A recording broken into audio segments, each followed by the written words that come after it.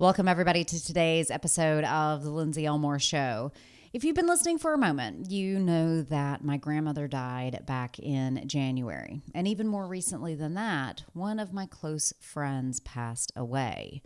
So I decided to dedicate an entire week to the inevitable end of all of our lives: death, grief, and the legacies that we leave behind.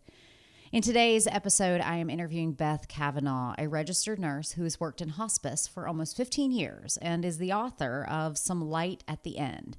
It's a bedside guide for peaceful palliative and hospice care. Then, at the end of the week, I read a heartfelt essay dedicated to the life and legacy that was left to me by my grandmother. Let's get to the show.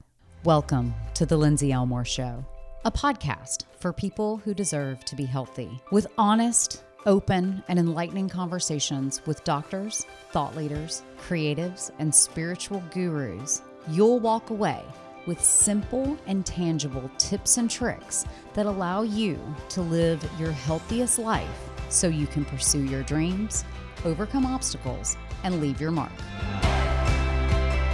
Beth Cavenaugh has been a registered nurse for 25 years, and this May has had 15 years experience working in hospice. She is a mother of three, a Reiki master, and a writer only because she has so much to say. She wrote Some Light at the End, your bedside guide for peaceful palliative and hospice care. Beth Cavenaugh, welcome to the Lindsay Elmore Show. Thanks. It's so fun to be here. I'm so excited to meet you and honored.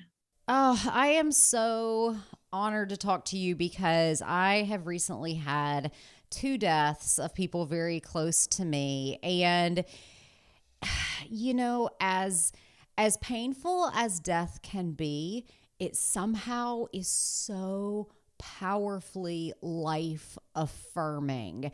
And it gives you a moment of pause where you just take a step back and go, what an amazing thing to feel this pain now because I loved someone so much. I loved someone so much that it's worth going through this pain now because I got to experience life with them. And I had a friend tell me, look, if you really want to think about life and how fleeting it is, get out your phone, take your calculator, and take age of 80, 85, however long you want to live, subtract the number of years that you are right now, and then multiply by 365. And that is all of the days that you have left here on Earth. So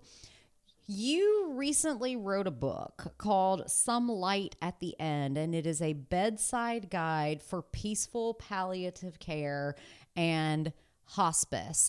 And when I was in pharmacy school, I had a powerful interaction with Dr. Stephen Pantalette, who is the chair of the palliative care department at the University of California, San Francisco.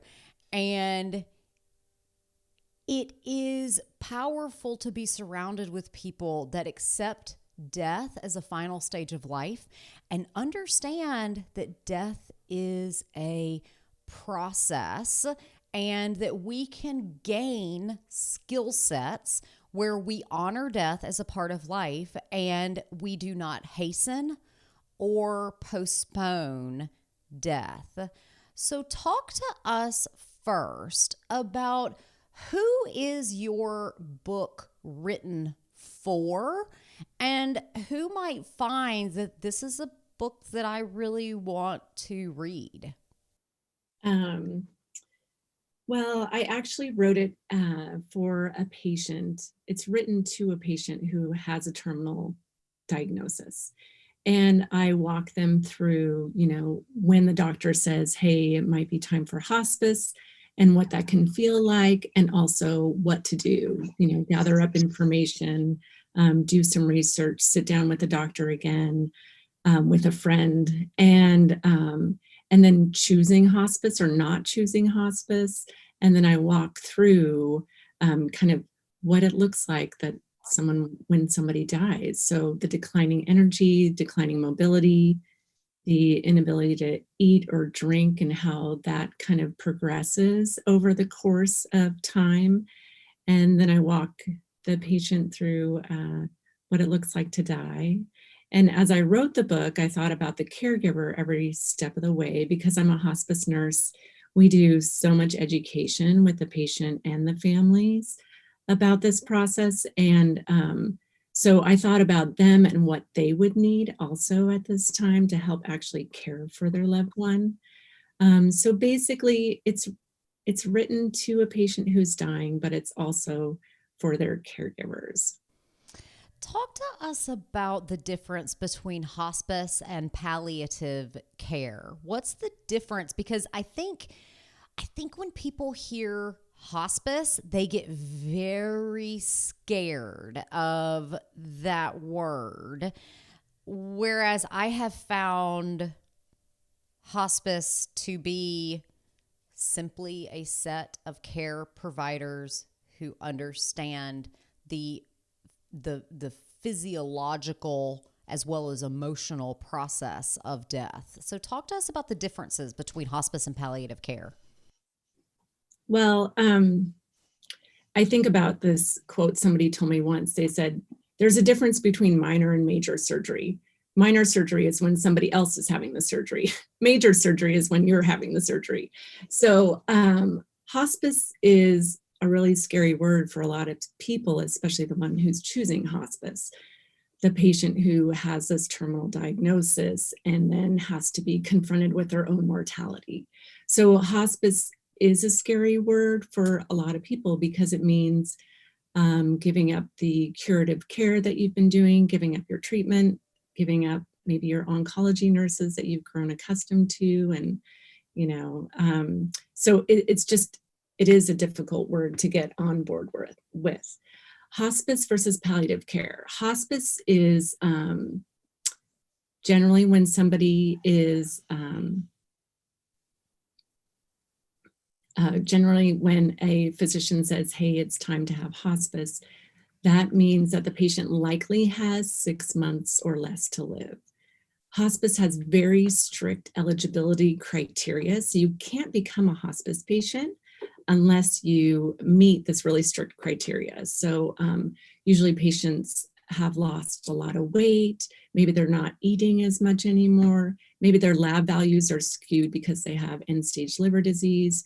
I mean, it's really, really specific. So they don't throw out the hospice word negligently. So generally somebody has 6 months or less to live. And then the hospice team, hospice care means that we're focusing on your comfort, not necessarily cure anymore. So we work to keep your symptoms managed while you're at home and, give you the best quality of life that you can have in the time that you have left, whatever that might be. It could be days, it could be months. And Lindsay, as you were telling me earlier, like your grandma, it could have been a year and a half or 2 years. And a lot of people graduate from hospice too, because they stabilize and, they're not declining anymore. So that's hospice. And then palliative care is, it is confusing because palliative care physicians are kind of woven into the hospice model, and they're often the ones who are the medical directors for hospice programs. But palliative care is symptom management for patients who have a chronic diagnosis like heart failure, lung disease, like cardio obstructive pulmonary disorder, could be cancers, could be anything that requires symptom management, but also just kind of ongoing care. And also they do an amazing job of helping somebody discuss the benefits versus the burdens of continuing treatment, what it might look like, what it won't look like. I mean, they provide a lot of education while somebody has a chronic illness. So you don't need to have a 6 month or less prognosis. I mean, sometimes people can be on palliative care for years. The difficulty with palliative care is that sometimes it's not accessible to people just based on insurance and that type of thing.